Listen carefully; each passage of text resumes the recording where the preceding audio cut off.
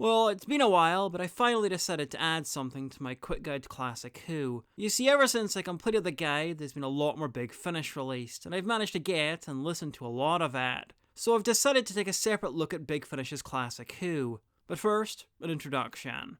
Big Finish were formed in 1998 and kinda grew out of one of the many Doctor Who fan production communities, in this case the audiovisuals. In the mid-80s, nearly 30 fan audios were produced, without consent of the BBC, but they also never bothered the makers about it. The first producer of the AVs was Bill Baggs, who would later create officially licensed fan productions through BBV, which I talked about in my quick guide video about non-TV Who between 1989 and 2005. They would license characters or certain monsters and basically make low-budget direct-to-video films which could be sold legally. And this wasn't a unique arrangement. Real Time was another company doing this, and in 1995 they probably made the most important of these semi-official fan films when they introduced the Brigadier's daughter Kate in a story called Downtime. Later on, BBV branched out into non-Doctor Who projects, like the Air Zone Solution, a terrible environmental thriller that starred Colin Baker. Featured 4 then-living Doctors and baby Alan Cumming.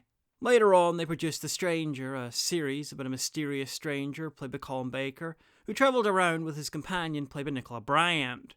Later on, they revealed that he was called Solomon and definitely wasn't a Time Lord, because they didn't want to piss off the BBC.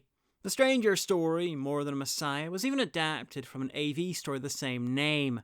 Several other AV stories were later adapted in other media, including a handful for Big Finish. Mostly early McGann releases. Anyway, the main Doctor of the AVs was played by a young Nick Briggs, most famous to TV fans for voicing the Daleks, Cybermen, Judoon, Zygon, and Ice Warriors. Briggs was also one of the series' main writers. There's copies of all the AV releases on YouTube if you want to give them a listen, and let me know if you'd like me to give them their own video on this ridiculously gigantic project. Anyway, just over a decade after the AV series finished, its last producer, Gary Russell, set up Big Finish to kinda do a hybrid of the AVs and BBV in real time, officially licensed Doctor Who audio stories. Not just Doctor Who, but that's the main thing. And unlike the video productions, they were even able to get the license to use the Doctors themselves. The first release was in 1998, a series about Bernie Summerfield, a popular novel-based companion of the 7th Doctor, which starred Lisa Bowerman. Both the character and actor are Big Finish regulars to this day. Bowerman's also become one of the regular directors. In 1999, they brought the Doctors in with the Sirens of Time, which united 5, 6, and 7 in a multi-Doctor story like no other. Because it was audio. They each got an episode in a different setting. 5 was on a U-boat in World War II, 6 was an academic presentation on a space station, and 7 was on a newly deserted planet. Then they all teamed up in episode 4. Not long after, Paul McGann joined as the 8th Doctor, which was a coup because he was still the incumbent. Now, because 5, 6, and 7 had definite beginnings and ends to their TV stories and multiple companions, their adventures were generally self-contained, at least at the start. But McGann was open-ended, so he was the first Big Finish Doctor that you really needed to listen to in order. His adventures started sometime after the TV movie, probably leaving a space so fans can insert books and comic stories in there if they want. And they released as continuity heavy as New Who. Gary Russell stayed as creative head of Big Finish until 2006, but he's been active since he left, directing the New Who animated miniseries Dreamland and the Infinite Quest, and has been working for Doctor Who magazine. His replacement as Big Finish showrunner was Nicholas Briggs, who's been doing it ever since. In 2012, Big Finish was able to convince Tom Baker to return to the role of the 4th Doctor, and hundreds of adventures later he's still going strong. And amazingly, barely sounds any older most of the time. And they just appeared out of nowhere, you say? First I knew was when I heard the lad that does the papers screaming. A couple of hours past. 6 o'clock it must have been. Robot Romans in Stockbridge at 6 a.m? Exactly. More to the point, old grub. Robot Romans in Stockbridge at 1879 past 100 A.D. A.D. And then, some years later, they announced that they'd reached an arrangement with the BBC to produce some New Who stuff. At the time of writing this, David Tennant and Christopher Eccleston had been added to the rota of usual Doctors. And even John Hurt did some War Doctor stories. They had the license to use 11 and 12, but so far Smith and Capaldi haven't said yes. And Jacob Dudman plays both. Now, Dudman's 11 is spectacular. I could be a curator. I'd be great at curating. I'd be the great curator. I could retire and do that. I could retire and be the curator of this place. But as 12, not so much. Stop waving that thing around before you damage something. I could say the same to you. Only, as this is a screwdriver and that's a gun, I'm more likely to fix something. Oh, shut up, smart mouth. Oh, it's not just the mouth.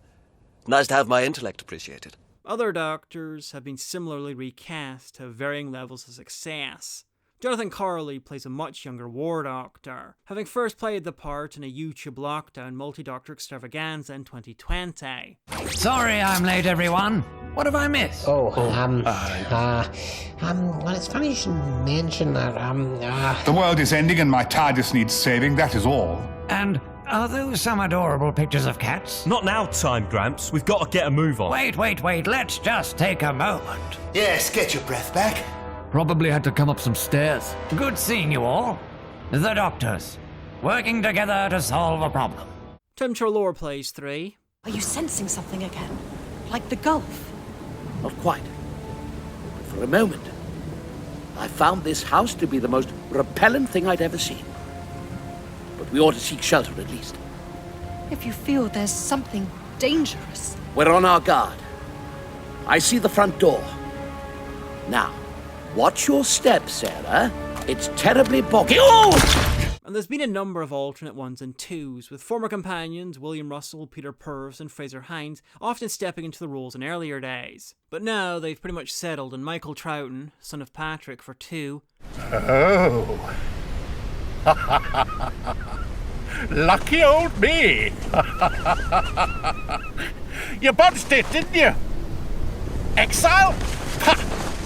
You lot couldn't exile a cheese roll.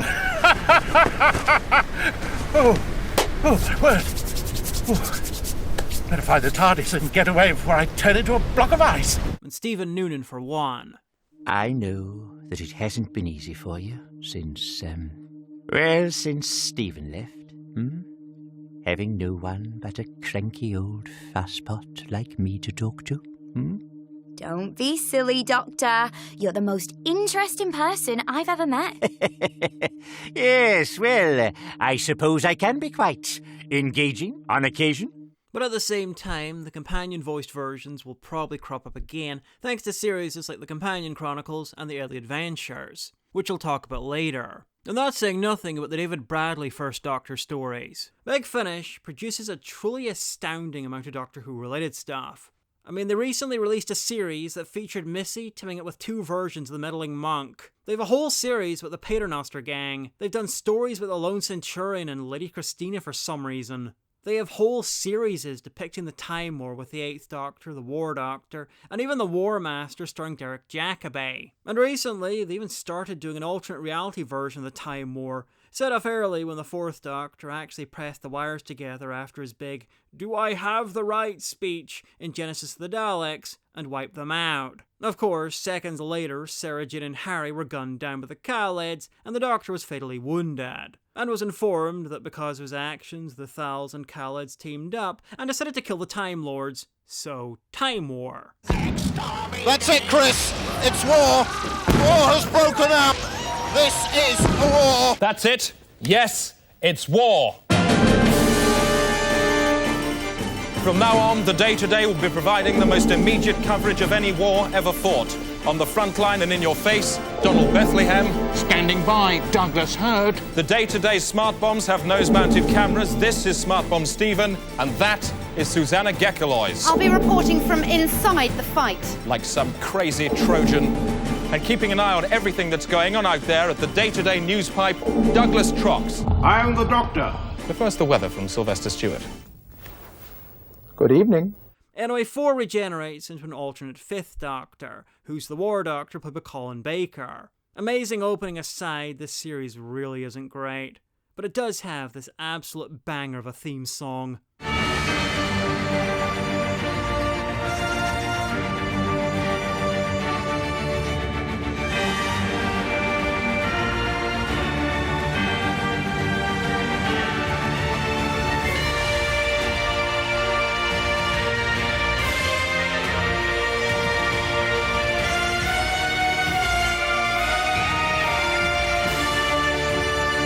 And did I mention that Tom Baker reprised his role as 4 for the Have I the Right scene, alongside Sadie Miller, Liz Sladen's daughter as Sarah Jane? Because that's by far the best part of the whole thing. Let's touch these 2 strands together, and the Daleks are finished. Have I that right? To destroy the Daleks, you can't doubt it. But I do. Just touch these 2 strands together, and the Daleks are finished. Huh?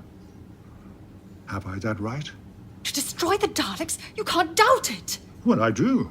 There's also non-Time War alternate reality stories in the Unbound range, showing things as diverse as, what if the third Doctor was a woman? What if the Doctor was a bastard? What if the Doctor was a different bastard? What if the Doctor was a human writer writing something called Doctor Who? What if they cast one of the guys who turned down the role of the first Doctor before Hartnell was asked? And of course, what if the Doctor was David Warner? It's a good question.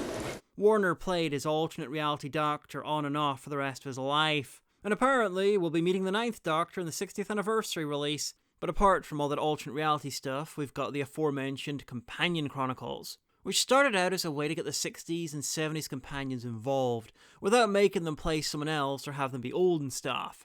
It's a story as told by the companion where they voice most people, usually alongside 1 or 2 other actors. It's like a hybrid between an audio drama and a dramatic reading, and includes, frankly, one of the best Doctor Who stories ever done, Perry and the Piscon Paradox, which I'll be covering later on in my 5th Doctor videos.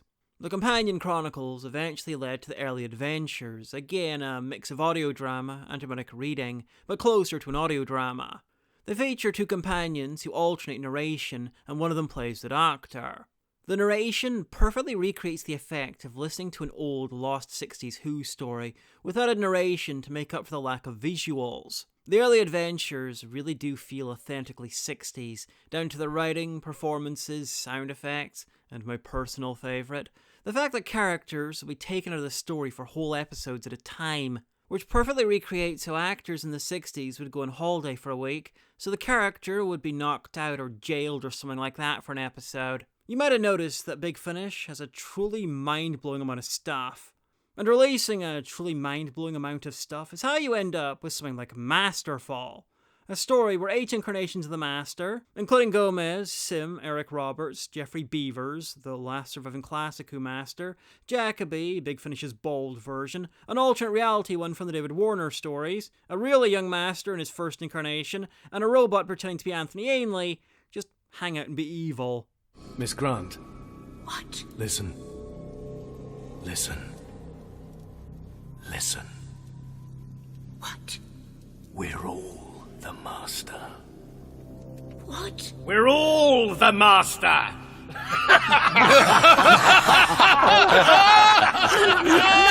In fact, the only living Masters who aren't in it are Gordon Tipple, who was in one shot in the McGann movie, Sacha Dhawan, who they didn't have the license to use yet, and James Dreyfus, who Big Finish instantly stopped hiring when he turned out to be a dick. Now hopefully I've made you see that whatever flavour of Who or Who adjacent stuff you like, there is something for you in Big Finish.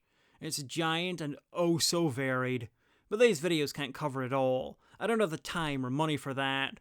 So what I'm going to do is concentrate on classic Who Doctors.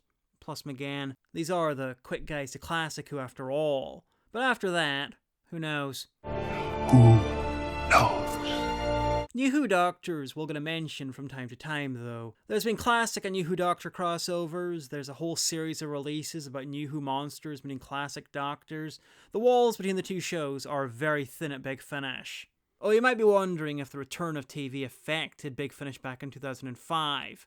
And the answer is nearly. According to Russell, he was contacted by someone higher up in the BBC who discovered that Big Finish existed, and sent him a memo about these people doing Doctor Who stories and how they needed to be stopped. So Davies heartily agreed with the guy, said he'd deal with it personally, and then promptly ignored it, because he liked Big Finish and he wanted them to continue doing what they were doing. Anyway, to begin with, I'm going to concentrate on sex, because this project grew out of me spending about 6 months listening to a lot of his audios. Plus, he's arguably the quintessential Big Finish Doctor. No Doctor actor has been as dedicated to the audio range as Colin Baker, and no Doctor has had his reputation improved as much by it. In fact, before New Who arrived on the scene, there was a shining short period where, on the back of the audios alone, Colin would sometimes win Best Doctor fan polls. Now, as I alluded to earlier, it is kind of hard to make a chronology of Big Finish classic Doctor Who stories. They wanted to keep the audience from getting bored, so they'd mix it up with the TV companions, sometimes the Doctor would be travelling alone, and eventually Big Finish would introduce their own companions. And sometimes, just sometimes, they would bring a companion back after they left in the TV show. Basically, Classic Who left a lot of spaces for stories and Big Finish filled them all. But often they left it a bit vague on the exact order of the stories. Sometimes it's basically impossible to tell where they come except by clues in dialogue or characterization. For instance, 6 gets nicer with age, 7 gets darker, 8 just gets more broken, and 5 eventually doesn't have Nyssa around anymore. But honestly, that isn't a big deal. It's quite handy, actually. I like dipping into something based on the title alone, without necessarily having to worry about an ongoing plot, or not being 100% sure who the companions will be. It keeps things interesting. But that's not to say they're continuity free, though. There is some, and there's more of it with time.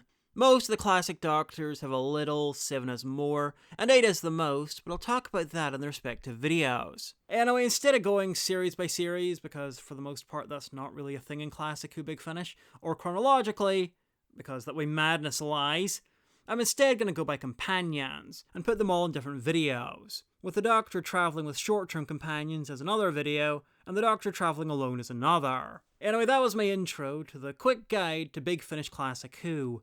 Join me next time when I make my start with old 60. Measure the mystery and the sound without taking up time. So the handiworks remain only a dream away. Please remember to like and subscribe to the Doctor Who YouTube channel.